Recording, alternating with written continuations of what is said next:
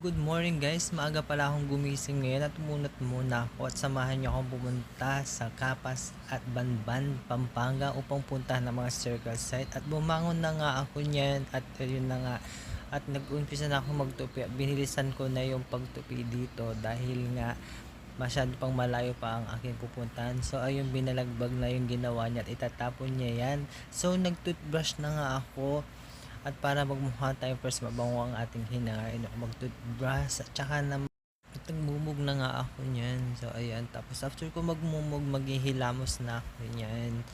Ayan, pinakita ko pa talaga ang aking facial wash na aking ginagawa sa kaya ito.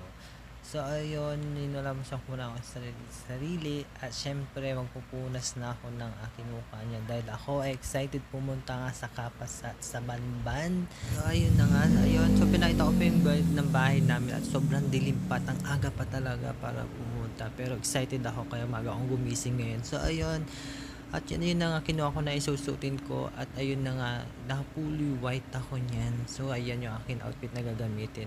So nakabihis na nga ako niyan. So ayan, naka-fully white ako. Akala mo para akong magbe-base, diba? Excited ako niyan. So nagkape na nga ako niyan. So pahigup-higup muna ako at kumain ako ng konting pagkain para naman hindi ako magutom sa biyahe. Ayan, pinakita ko na ID lace na aking dadalihin. Siyempre magbabags reveal tayo.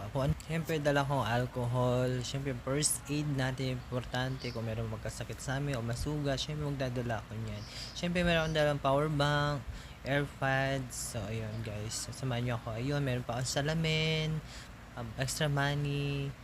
Ayun pa. Siyempre, ballpen, papel. Siyempre, gagamitin pagsusulatan namin mamaya pagpunta. Siyempre, may dala pa akong kape. Ayan, nagdala pa talaga ako. So, ayun, tumayo na nga ako at hinot ko na ang aking bag. Siyempre, kinuha ko yung cellphone ko at send ko na nga ang ideas. Baliktad pa nga at siyempre, magpapaalam na ako niyan. Excited na ako pumunta ng Capas at Bye.